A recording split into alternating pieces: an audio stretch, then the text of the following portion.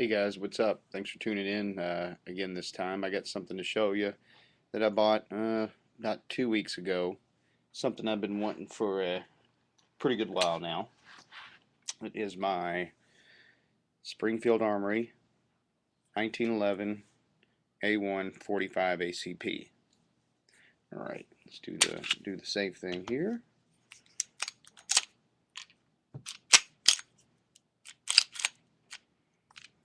All right, chamber clear, magazine well clear. Okay, guys, now we can get started. A couple weeks ago, I went to my local gun shop. Had in mind that I wanted a 45 ACP, and this seemed like the best one of all there. A little bit about this Springfield Armory. It is chambered in a 45 ACP. It came standard with Trijicon night sights front and back, as you can see there. Damn camera. Try to get this in there the best I can. It's a match barrel, milled trigger right here. Cocobolo wood grips, although I don't know where Cocobolo wood comes from. It's really not that important. Skeletonized hammer, extended beaver tail safety. All the goodies. Anyway, I haven't fired this yet. I'm probably going to make another video when I do fire it. I just wanted to put it out there now and let you see it. A few things about this pistol. Why I liked it. Reliability. Springfield Armory is known to make really good 45 1911s. Now I looked at one or two other ones. The other one I looked at was a Taurus. I really liked the finish on it. It seemed like a good 45 that I wouldn't mind having. Plus it had some had a little Picatinny rail on the bottom where you could attach a laser, flashlight, anything you wanted to. But the problem I ran into in that when I was doing my homework and researching it on the internet was that the Tauruses don't seem to do well with hollow point ammunition such as this. But Hornady makes these rounds called critical defense hollow points, and there in the cavity you can see what's like an eraser type material. This helps to feed up in the ramps up in the 45 so it won't get jammed or anything like that or any misfeeds. And that was pretty much the problem I ran into, guys. The Taurus cost significantly less than this Springfield Armory did, but being that I wanted to shoot hollow points for a home defense in my 45, I decided to go with this, and that was one of the key selling features was its reputation and its reliability. There's a lot of good 45s out there, but then again, your typical 45 1911 wasn't designed to cycle hollow points. It was made for ball ammunition.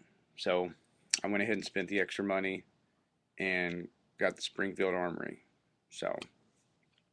But anyway, it feels good in my hand. I like the way it's balanced. I love the night sights. Some of the things I don't like about this 45 is that I wish I wish there was a way to make an ambidextrous slide catch in here.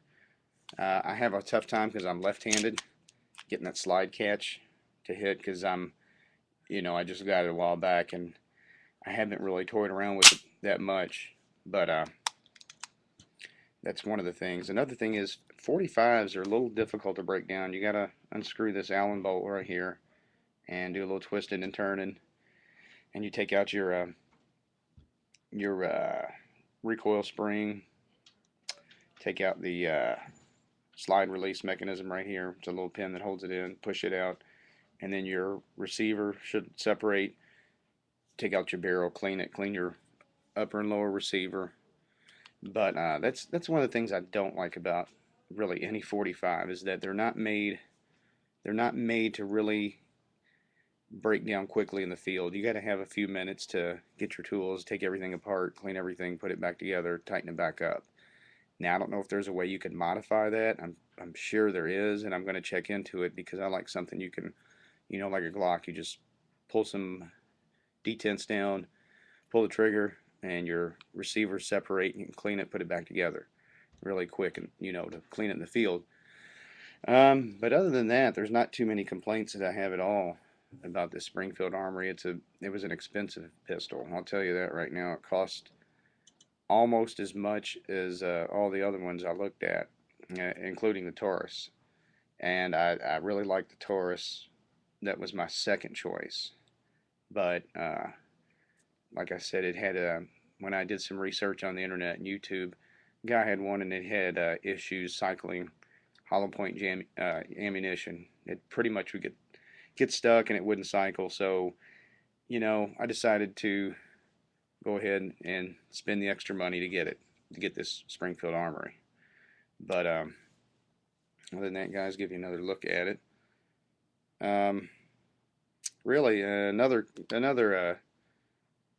feature that I liked was the ambidextrous safety. Now, I said again, I'm left-handed.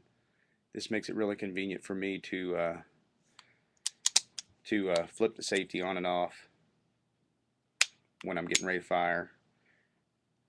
And other than that, if you're a newbie, I don't recommend that 1911 pistol if you're just getting into the sport of shooting and collecting firearms, because these 1911s are single action, and if you haven't had a lot of experience with pistols, you probably don't want a single action, I say, because this is the way you carry it, guys, when you're in the holster. Now I know saying, well, the hammer's cocked back, how safe can that be? Well, it's pretty safe because you got your ambidextrous safety.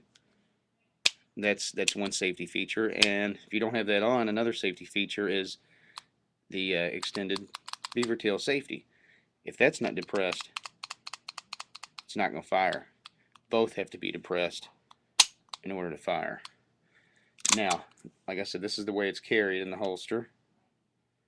And if you want to lower the hammer on it, there's no decock or anything like that. You just grip the hammer with these two fingers, like so, tightly. Squeeze your trigger and gently ride the hammer forward.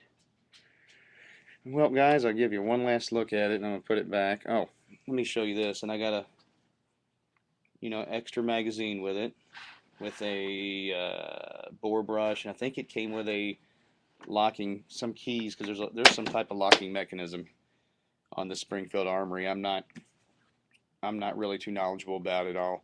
If you want to know more about it, go to their website, and I think you can download the operator manuals, or just ask me. No big deal. This is the case it came with, the Springfield Armory, right here. And it's foam padded, and in it there is a little rinky-dink holster, plastic type holster, and a two magazine pouch for your two magazines, which is pretty cool.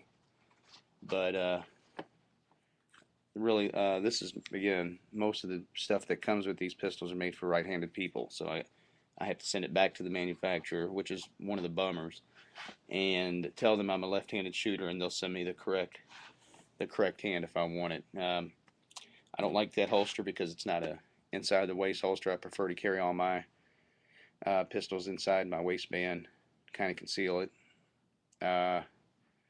One of the good things about these 1911s is that you can change out the grips. If you want ivory, there's ivory, mother of pearl. There's different kinds of woods, really nice woods that when you put a good finish on them and cut them to the correct dimensions, they really look nice on a 45. There's all kinds of stuff you can do really to one of these pistols. Now this one came with pretty much everything on it. Like I said, the hammer, the trigger. If you get a bare bones 45, the good thing about those is you can really customize them and put all these extras on them yourself if you want to. Now the thing about that is by the time you do all that or pay somebody to do it for you, you might as well have went and bought one of these Springfield Armories that have everything on it, because you're going to pay out the wazoo to have all that work done. And unless you know how to do it yourself, and if you do, that's perfect. If you're going to if you're gonna do it, if you're not gonna do it yourself, then it's probably gonna cost you a little bit of loot, guys. But there are plenty inexpensive 45s out there if you don't mind not shooting hollow point ammunition, or if you do get one and want to try the Hornady critical defense uh, hollow points that are designed to feed, that might be an option to consider too, because you don't always have to get one of the more expensive models like this one. You can always get a less expensive one. I seen a para ordnance that was 300 and it was pretty bare bones. I thought about buying it, but then I thought about what I wanted and you know, the requirements I needed for my 45, and it just didn't meet my expectations as I right then and there.